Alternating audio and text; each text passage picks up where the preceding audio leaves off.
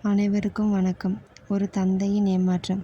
காலையில் எழுந்தவுடன் கோவிலிலிருந்து மேளதாளம் சத்தம் கேட்டது ரவியின் காதில். 55 வயதுடைய அந்த நபரின் காதில் சத்தம் கேட்க கண்களிலிருந்து கண்ணீர் வர ஆரம்பித்தது. அவரின் கண்ணீர் துளிகள் பழைய நினைவுகளை ஞாபகத்திற்கு கொண்டு வந்தது.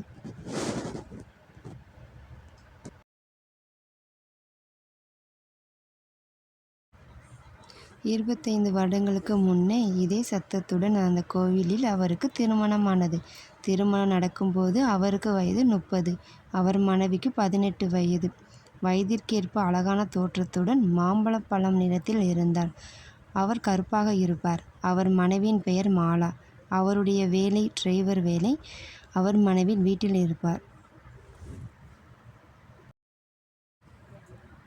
திருமணம் முடிந்து 2 வருடங்கள் சென்றன. அவர்களுக்கு அழகான பெண் குழந்தை பிறந்தது.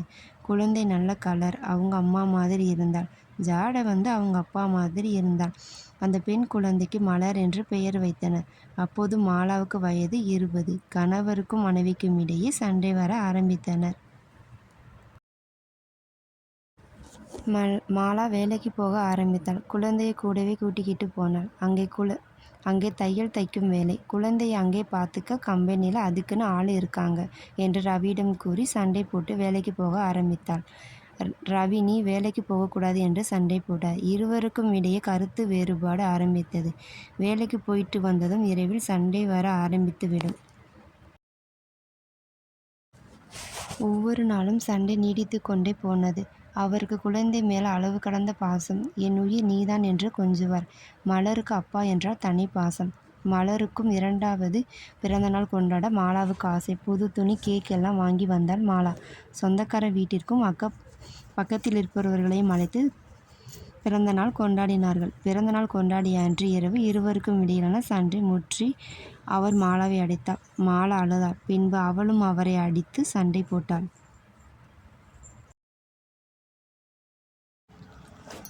மாலா மறுநாள் காலையில் வேலைக்கு சென்றாள். அவள் வேலை பார்க்கும் இடத்தில் நண்பருடன் பழக்கம் ஏற்பட்டது. தினமும் வீட்டில் நடக்கும் பிரச்சனையை அவள் தன் நண்பரிடம் கூறுவாள். அவனும் அவளுக்கு ஆறுதல் கூறுவான். நாளடைவில் இருவருக்கும் இடையே நெருக்கமான உறவு ஏற்பட்டது. அவன் அவளிடம் உன் குழந்தையை விட்டுட்டு வா, நான் உன்னை கல்யாணம் பண்ணிக்கிறேன் என்றான். அவளுக்கு மனதில் ஒரே குழப்பம் ஏற்பட்டது. குழந்தையை யார் பார்த்துப்பாங்க? அவனை நம்பி போனால் ஏமாற்றி விடுவானா என்ற பய உணர்வு ஏற்பட ஆரம்பித்தது. அவன் 1 வாரம் நல்ல யோசனை பண்ணிட்டு சொல்லு என்றான்.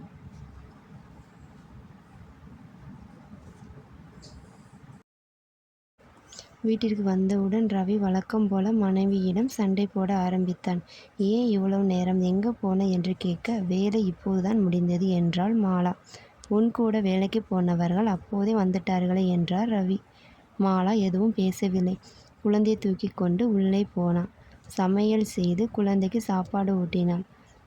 ரவியை சாப்பிட கூப்பிட்டாள். அவன் உன் சாப்பாடு எனக்கு வேண்டாம் என்று சொல்லி சாப்பிடாமலேயே தூங்கினான். இப்படியே 1 வாரம் சென்றது. மாலா தன் பழைய நபரிடம் நான் உன் கூட வாரேன். இனிமேல் என்னால் அவர் கூட வாழ முடியாது. என்னை உன் கூட அழைத்து செல் என்றாள். அவளை அழைத்து கொண்டு வடநாட்டுக்கு சென்றான் அவன். ரவி வேலை முடிந்து இன்னும் மனைவி வரலை என்று எதிர்பார்த்து கொண்டு இருந்தான். உடன் வேலைக்கு செய்பவர்கள் குழந்தையை கொண்டு வந்து ரவியிடம் கொடுத்தார்கள். மாலா எங்கே என்றார். தெரியல, குழந்தை அழுதுகிட்டு இருந்தது. கம்பெனியில் மாலா இல்லை, ஆபீஸ் நேரம் முடிந்தது என்று சொன்னார்கள். குழந்தைக்கு சாப்பாடு கொண்டு போன பையில் ஒரு கடிதம் இருந்தது. உங்கள் குழந்தையை நீங்களே வளர்த்துக்கோங்க. எனக்கு பிடித்தமான வாழ்க்கையை நான் வாழப்போறேன். என்னை தேட வேண்டாம் என்று எழுதியிருந்தது. ரவி கண்ணீருடன் கதறி அழுதார். பெண் குழந்தை எப்படி வளர்க்க போறோம் என்ற கேள்வி மனதிற்குள் ஆழமானது. குழந்தை அப்பா என்று கூப்பிட்டு கண்ணீரை துடைத்து விட்டது. 3 வயசு பொம்பளை பிள்ளைய வச்சுக்கிட்டு என்ன பண்றது தெரியாமல் அழுதார் ரவி. காலையில் எழுந்து வீட்டு வேலை முடித்து குழந்தைக்கு சாப்பாடு எடுத்துக்கிட்டு கூடவே வேலை பார்க்கும் இடத்திற்கு அழைத்து சென்றார். இப்படியே கஷ்டப்பட்டு வளர்த்தார். 5 வயது வரவே பள்ளிக்கூடம் சேர்த்தார். காலங்கள் ஓடின. மலர் பெரிய பொன்னானாள். ரவிக்கு என்ன செய்வதென்று தெரியாமல் கண்ணீர் வடித்தார். அக்கம் பக்கத்தினர் மற்றும் சொந்தக்காரர்கள் சேர்ந்து சடங்கு நடத்தினர். மலருக்கு ஒரே மகிழ்ச்சி. ரவி தன் மகளை பார்த்து சந்தோஷம் அடைந்தார். மலர் ஒரு நாள் கூட தன் அம்மாவை பற்றி ரவியிடம் கேட்டதில்லை. பள்ளி படிப்பை முடித்து மலர் காலேஜில் சேர்ந்தாள். பிஎஸ்சி இயற்பியல் படிப்பை தேர்வு செய்து படித்தாள். 2ஆம் ஆண்டு படிக்கும்போது தன்னுடன் படிக்கும் மாணவன் குகனுக்கும் இவளுக்கும் காதல் மலர்ந்தது. இருவரும் ஒருவருக்கொருவர் மீது உண்மையான அன்பு மற்றும் காதல் இருந்தது. 3 ஆண்டுகள் படிப்பு முடிந்தது. அவன் படிப்பு முடிந்த கையோடு வேலைக்கு சேர்ந்தான். அவள் வீட்டில் இருந்தாள். அவள் தந்தை அவளை வேலைக்கு அனுப்பல. இருவரும் போனில் பேசிக்கொண்டனர். கோவில் மற்றும் பொது இடங்களில் சந்தித்து பேசுவார்கள். மலருக்கு வரன் பார்க்க ஆரம்பித்தார் ரவி. மலர் அப்பா எனக்கு கல்யாணம் இப்போதைக்கு வேண்டாம் என்றாள். திருமணமாகி போயிட்டா உங்களை யார் பார்த்துப்பா என்றாள். கவலைப்படாதே, வயது ஆகிவிட்டதும் நான் உன் கூட வந்து இருக்கேன் என்றார். ஆனால் அவள் காதலிப்பதை பற்றி அவங்க அப்பா கிட்ட சொல்லலை. மலர் மற்றும் குகன் இருவரும் சந்தித்து பேசினர். மலர் சொந்தக்காரர் இருவரும் பேசிக்கொண்டிருப்பதை பார்த்து ரவியிடம் போய் சொன்னார். ரவி நம்பல. மகளின் மீது அளவு கடந்த நம்பிக்கை. மகள் வீட்டிற்கு வந்த பிறகு கூட அதை பற்றி கேட்கவில்லை. போனில் மலர் அடிக்கடி பேசுவதை பார்த்தார். யார் கூட பேசுகிற? உன் நண்பர் கூட என்று கேட்டார். ஆமாம் அப்பா என்றார் மலர். மலர் நாளைக்கு உன்னைய பொண்ணு பார்க்க வராங்க, கிளம்பி ரெடியாக இருமா என்றார் ரவி. மலர் அப்பா எனக்கு எதுக்கு அதுக்குள்ள கல்யாணம், எனக்கு வேண்டாம் என்றார். நல்ல பையன், படித்த அரசு வேலை, கலெக்டர் அலுவலகத்தில் இருக்காரு என்றார் ரவி. மலர் எதுவும் பேசவில்லை. மறுநாள் காலையில் மாப்பிள்ளை வீட்டார் வந்தனர். மலரை பார்த்து பிடித்து போக மாப்பிள்ளை மற்றும் அவங்க வீட்டாருக்கு பிடித்தனர். பூ வைத்து கல்யாணம் தேதியையும் குறித்தனர்.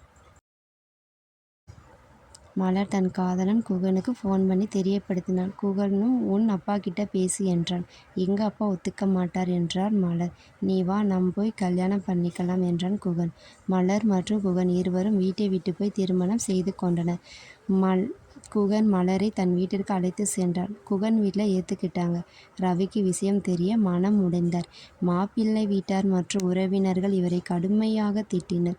மனைவியையும் மகளையும் ஒழுக்கமாக வைக்க தெரியல, இவனா ஒரு ஆம்பளையா, இவன் வாழ்வதெல்லாம் ஒரு வாழ்க்கையா என்று பேசினார்கள்.